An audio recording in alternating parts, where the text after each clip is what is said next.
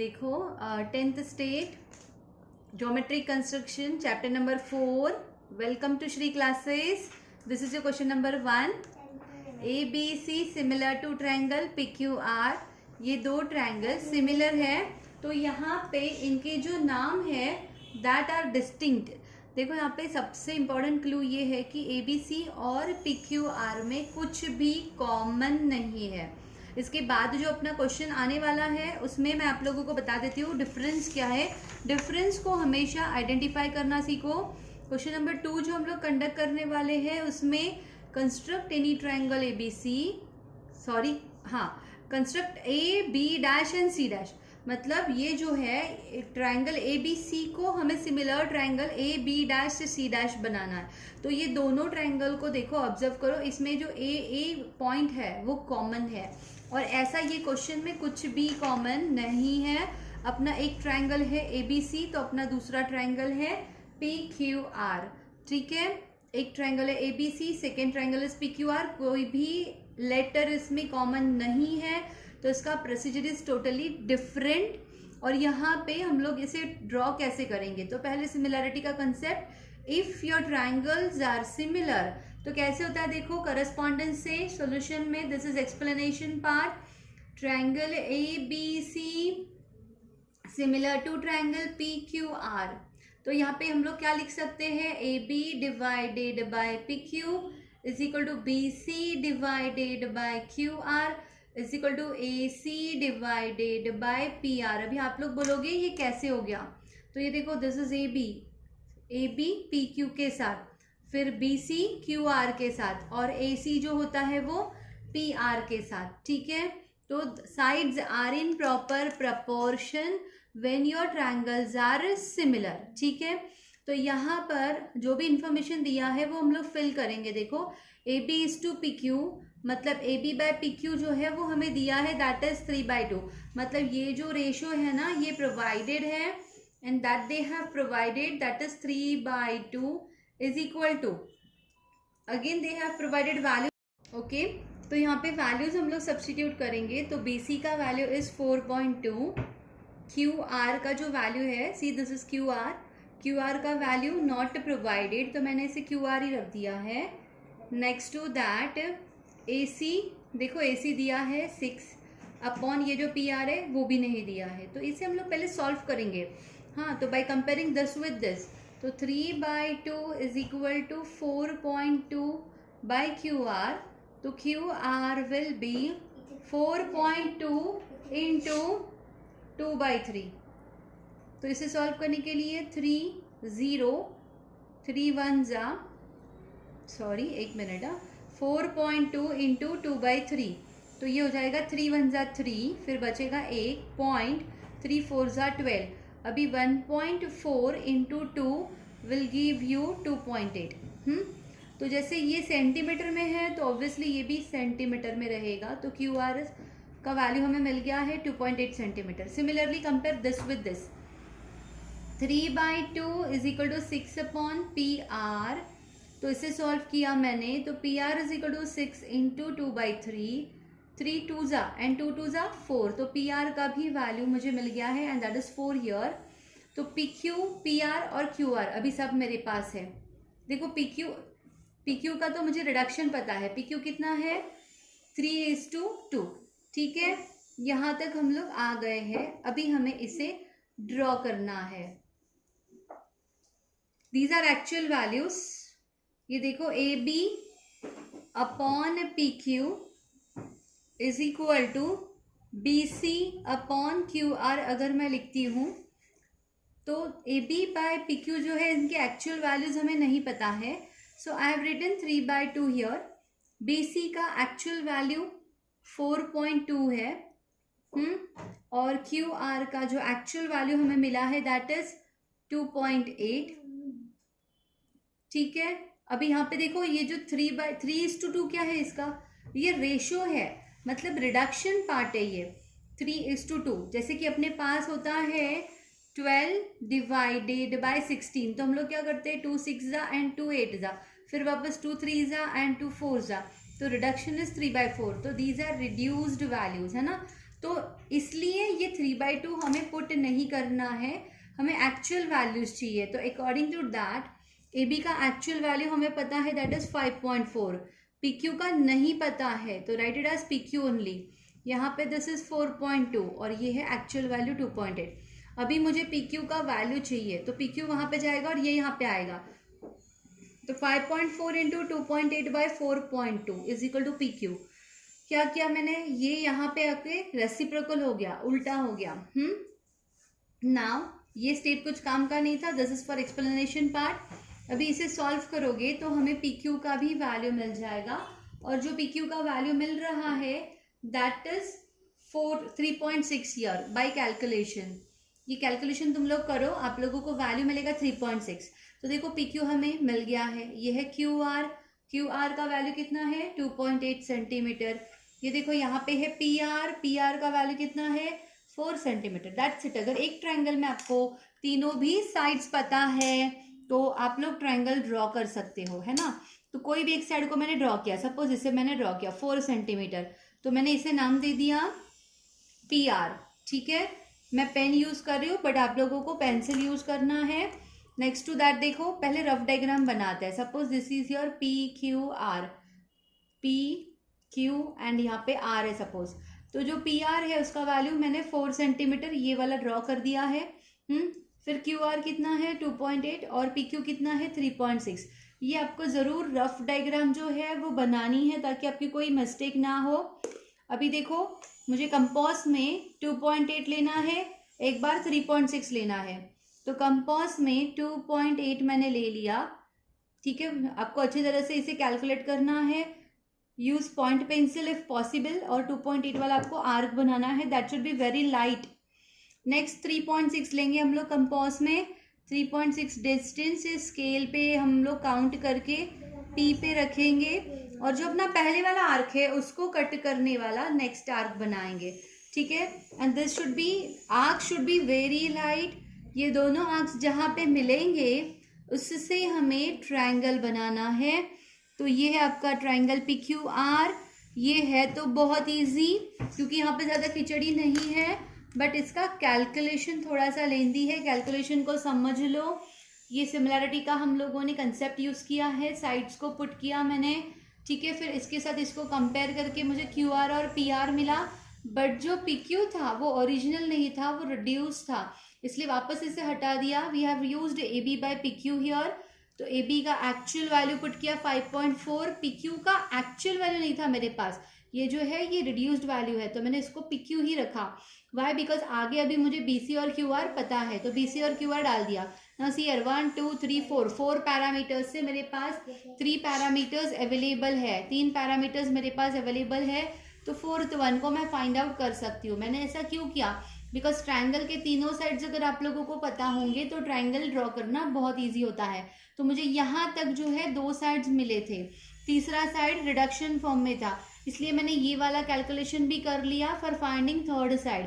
और after getting 3 sides, ये है आपका कंस्ट्रक्शन। तो इस क्वेश्चन में हमें दिया है कि draw construct ABC and PQR, तो ये पीक्यूआर बन गया है। Similarly you have to draw ABC also. तो देखो ना, एबीसी में ए बी पता है, बीसी पता है, एसी पता है, तो A B equals to 5.4 centimetre, BC equals to 4.2 centimetre and AC equals to 6 centimetre. That's it। तो similar to this आप लोगों को सेकेंड ट्रायंगल बनाना है।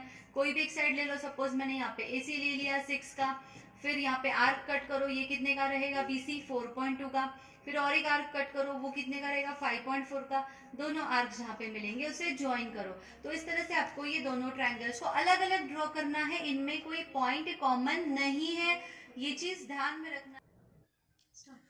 देखो, this is question number 2। Construct triangle A B C and construct triangle A dash B C dash such that इनका ratio दिया है। मतलब ये जो A B is to A dash B का रेशियो इज 5:3। अभी ये रेशियो देने का मतलब क्या होता है, अभी ये सेकेंड क्वेश्चन फर्स्ट क्वेश्चन से डिफरेंट क्यों है, बिकॉज देखो यहाँ पे इन दोनों ट्रायंगल में ना ये जो बी है ना वो बी कॉमन है। ठीक है, दोनों ट्रायंगल में ये जो बी है दैट इज कॉमन। तो यहाँ पे ऐसे क्वेश्चन में तुम लोगों को क्या करना है, पहले तो ना इसका लॉजिक समझ लो। कि ए बी अगर 5 है तो ए डैश बी कितना है 3, अगर नॉट कंपल्सरी वो 5 नहीं है, दिस इज रिडक्शन फॉर्मेट, तो वो कुछ भी हो सकता है। तो इसका मतलब क्या होता है, देखो मैं मतलब समझाती हूँ। जैसे original triangle A B C है तो उसका 5:3, मतलब अगर ये वाला ट्रायंगल 5 है तो दूसरा वाला ट्रायंगल 3 रहेगा। मतलब अगर ये साइड 15 है तो उसका तीसरा पार्ट, तो तीसरा पार्ट तो 15 के आपको 5 पार्ट करने पड़ेंगे, तो 3 3 3 मतलब 3 3 3 3 4 5, देखो 5 पार्ट हो गए 3 3 के, तो टोटली ये कितना बन गया 15। तो 5 पार्ट में से 3 पार्ट सेकेंड ट्रायंगल के है, ठीक है। सिमिलरली इसका भी वैसे ही है, ये साइड अगर है 2 2 2 2 2 5 बार, हाँ, तो 5 में से 3 पार्ट जो है वो नए वाले ट्रायंगल के है, 3 पार्ट, क्लियर है। तो सिमिलरली ये जो तीसरा साइड है ना वो बाय डिफॉल्ट वैसे ही मिलेगा, काउंट करके देखो। तो ये जो मेरा नया ट्रायंगल बनने वाला है उनके 2 साइड्स मुझे मिल गए हैं, और ये जो उनके एंड पॉइंट्स को ज्वाइन करोगे ना तो इन दोनों को भी कैलकुलेट करो, वो वैसे ही रहेगा जैसे कि ये साइड का ये 3 पार्ट रहेगा, ठीक है। So this is the meaning of this question 5:3, मतलब ईच एंड एवरी साइड को अगर 5 है तो 5 में से 3 पार्ट्स आपको नए वाले ट्रायंगल के लिए उठाने हैं, 5 पार्ट में से 3 पार्ट, ठीक है। अभी ये चीज करनी कैसे है, तो एक चीज ध्यान में रखो कि अगर ये डायग्राम मैं बनाती हूँ ना तो ये वाला ट्रायंगल, सॉरी ये वाला एंगल और ये वाला एंगल कॉन्ग्रुएंट रहेगा। व्हाई? बिकॉज पता है मुझे लॉजिकली कि these two lines are parallel. अगर ऐसा कंस्ट्रक्शन हम लोग करते हैं तो lines are parallel and this is transversal, these are what corresponding angles and corresponding angles are always equal, ठीक है। तो देखो हमारे पास ये बड़ा वाला जो ओरिजिनल ट्रायंगल है ना वो तो है, ठीक है, ये वाला मुझे पता है। अगर मुझे यहाँ पे पॉइंट मिल गया कि मेरे दूसरे वाले ट्रायंगल का पॉइंट यहाँ पे है तो ये वाला साइड बनाना बहुत ज्यादा आसान होगा। क्यों? बिकॉज मुझे बस ये वाला एंगल यहाँ पे बनाना है। तो कॉन्ग्रुएंट एंगल हम लोग कैसे बनाते हैं, जैसे एक आर्क ड्रॉ करते हैं, सेम आर्क यहाँ पे ड्रॉ करते हैं, फिर इसके बीच का विड्थ गिनते हैं और फिर ये ऐसे करते हैं, है ना, दैट्स इट। और यहाँ से जब लाइन जाएगा that will be your congruent angles, ठीक है। क्यों? क्योंकि ये दोनों एंगल्स कैसे हैं, कॉन्ग्रुएंट। तो ये चीज समझ लो, 5 में से 3 पार्ट उठाने हैं, मतलब ज्यादा में से कम पार्ट उठाना है, ठीक है। सेकंड क्वेश्चन क्या है, ज्यादा में से कम पार्ट उठाना है। थर्ड क्वेश्चन क्या रहेगा, कम पार्ट्स रहेंगे उससे आपको पार्ट्स ज्यादा बनाने हैं। मतलब सेकंड क्वेश्चन है ना 3:5 ऐसे हो सकता है, मतलब ओरिजिनली 3 पार्ट्स आर देयर और 3 पार्ट्स की जगह पे you have to take 5 parts. तो थर्ड क्वेश्चन जो आने वाला है वो उसमें क्या होगा कि उसमें अपना ट्रायंगल बाहर जाएगा। जैसे ये वाले क्वेश्चन में क्या होगा, देखो 5 पार्ट है तो उसमें से खाली 3 पार्ट उठाने हैं, मतलब मेरा नया वाला ट्रायंगल जो है वो अंदर की तरफ बन रहा है। बट जब मेरा क्वेश्चन 3:5 रहेगा, मतलब originally I am having 3 but बाद में मुझे चाहिए 5, तो ये है 3 पार्ट और ऐसे मुझे 5 पार्ट चाहिए, मतलब 2 पार्ट मेरे को एक्स्ट्रा एक्सटेंड करने हैं, तब मेरा जो नया वाला ट्रायंगल बनेगा वो बाहर की तरफ जाएगा। मतलब ओरिजिनल यहाँ पे बाहर है और जो नया बनेगा वो अंदर, और सेकेंड केस में ओरिजिनल वाला अंदर और नया वाला बाहर, ठीक है। ये कंसेप्ट क्लियर है। Now moving towards our main question. ये देखो ये अपना क्वेश्चन है, triangle A B C, construct triangle A B C, मतलब कुछ मेजरमेंट नहीं दिया है। अगर मेजरमेंट दिया है तो मेजरमेंट वाइज जाओ, अगर मेजरमेंट नहीं दिया है तो आप लोग अपने मन से कैसे भी ट्रायंगल को ड्रॉ कर सकते हो। तो सपोज मैंने ये एक ट्रायंगल ड्रॉ कर दिया ए बी सी, हाँ। अभी इसमें कॉमन पॉइंट कौन सा है, दोनों ट्रायंगल के नाम में देखो बी इज कॉमन, तो हमेशा कॉमन पॉइंट को यहाँ पे ले लो। ये चीज ध्यान में रखनी है तुम लोगों को, कॉमन पॉइंट का जो लेटर है बी और बी वो यहाँ पे देना है हमेशा। हो सकता है कि लेटर अलग अलग हो, कभी ए कॉमन है कभी सी कॉमन है, तो वो वाला यहाँ पे चाहिए, ठीक है। फिर आपको करना क्या है, यहाँ पे कितने, ये देखो 5 में से 3 उठाने, तो पहले इसके 5 पार्ट तो बनाएंगे तब जाके 3 पार्ट उठा पाएंगे। तो जितने पार्ट्स बोले हैं यहाँ पे इनिशियली उतने पार्ट्स आपको यहाँ पे करने हैं, और वो पार्ट्स करने के लिए प्रोसीजर ये है कि जो भी लाइन के आपको पार्ट्स करने हैं उसके साथ कोई एंगल बना लो, कैसे भी, किसी भी मेजरमेंट का। जनरली वो 45 रहेगा तो वो थोड़ा सा पेज के बाहर नहीं जाएगा। और आपको कंपास में एक ऐसा डिस्टेंस लेना है जो 5 बार आपके नोटबुक पे बैठे, ठीक है। मतलब देखो ये first part, second part, third part, fourth part, this will be your fifth part. देखो मैंने ये जो 5 पार्ट किए हैं, इससे क्या हुआ है, तो हम लोग इसे ज्वाइन कर देंगे। ये जो लास्ट पार्ट मिला है ना, उसे और अपना लाइन सेगमेंट का लास्ट एंड, इसे मैंने ज्वाइन कर दिया। क्लियर? तो इसे ज्वाइन करने के बाद हम लोग क्या करेंगे, एक यहाँ पर देखो इससे कॉन्ग्रुएंट एंगल निकालेंगे। हाँ, देखो ये वाला जो एंगल दिख रहा है, इसका कॉन्ग्रुएंट एंगल ये पॉइंट पे हम लोग निकालने वाले हैं। मैं इसे कुछ नाम दे देती हूँ ताकि आपको समझ में आ जाए, ये वाला। हाँ, तो मैंने कॉन्ग्रुएंट एंगल निकालने के लिए क्या प्रोसीजर करते हैं वो कर दिया। एक आर्क ड्रॉ करते हैं दिए हुए एंगल पे, फिर वही आर्क जहां पे निकालना है वहां पे मैंने इस कंपास को रख के वही arc without changing it's measurement मैंने वही आर्क ड्रॉ किया। फिर जो मेरा पहला वाला आर्क था उसके बीच का मैंने गैप को काउंट किया, और वही गैप मैं भी यहाँ पे ले रही हूँ नए वाले आर्क के यहाँ पे। दैट्स इट, ये मिल गया मुझे, तो मैंने इसे ज्वाइन कर लिया। ठीक है, ये दोनों नंबर्स पॉइंट्स को ज्वाइन कर लिया। ये देखो मुझे मिल गया ये पार्ट, फर्स्ट पार्ट। तो एक्चुअली ना यहाँ पर हम लोग क्या बनाने की कोशिश कर रहे हैं, 5 इक्वल पार्ट।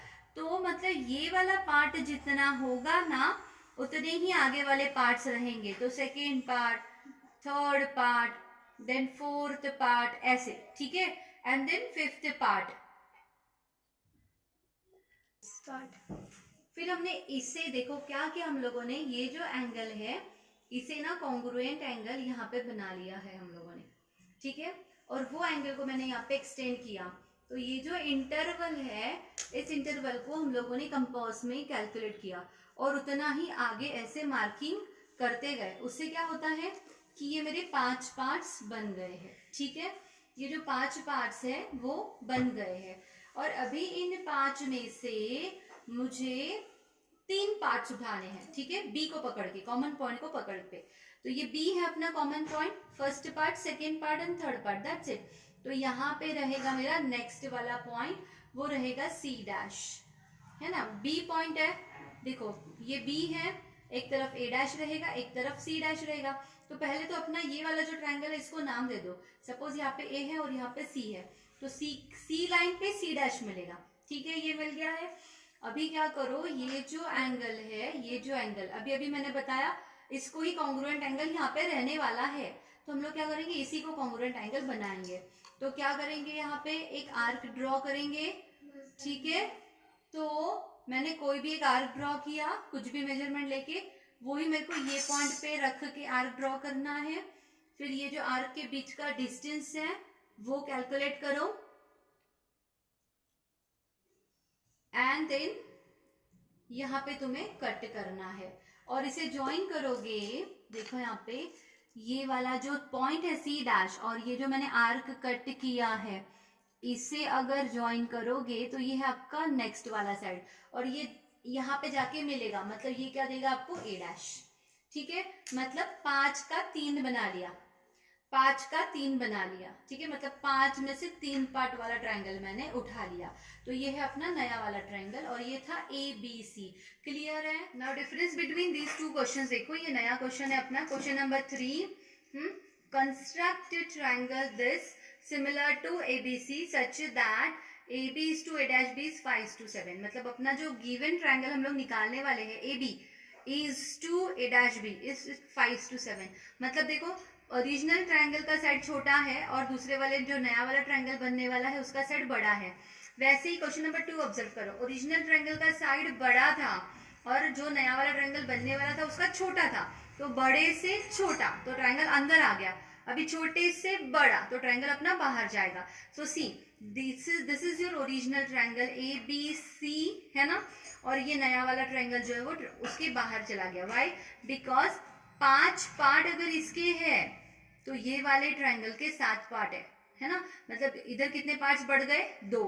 तो यहाँ पे इसके कितने पार्ट्स बनाएंगे हम लोग, 5। ठीक है, 5 इक्वल पार्ट्स बनाने के बाद जो एक पार्ट है, एक इक्वल पार्ट, उसको रिपीट करेंगे 2 बार।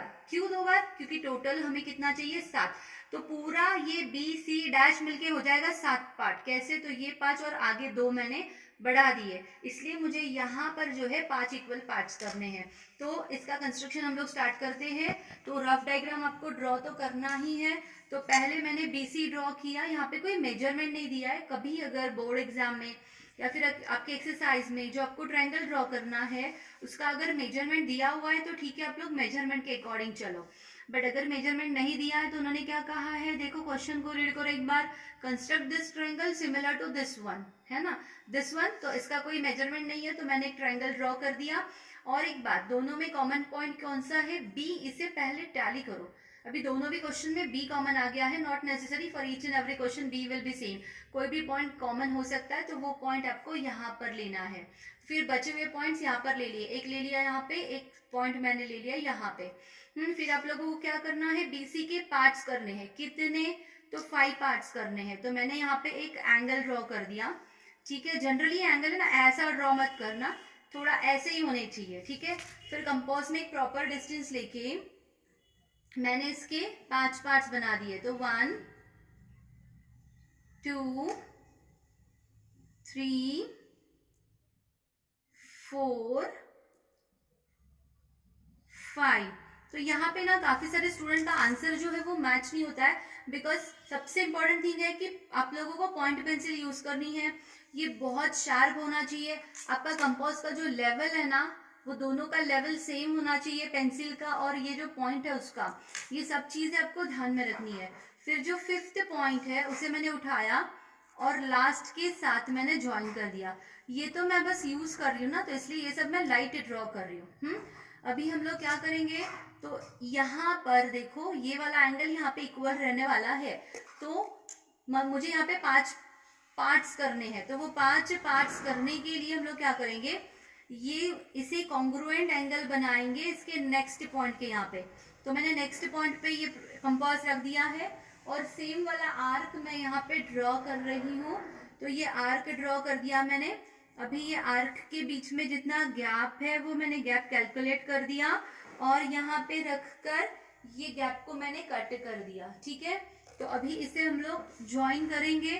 तो यहाँ पे ये जो है ना, ये मुझे देगा फर्स्ट पार्ट, मतलब एक पार्ट देगा। ये देखो ये एक पार्ट है और ऐसे यहाँ पे 5 पार्ट्स बनने वाले हैं। तो उनको मैं, नहीं तो ठीक है 5 पार्ट मत बनाओ, इसे तो हमें बताया कि क्या करना है। तो बस इसे ही आगे एक्सटेंड करो 2 बार, मतलब 1, ठीक है। पहले लाइन एक्सटेंड कर लेते हैं।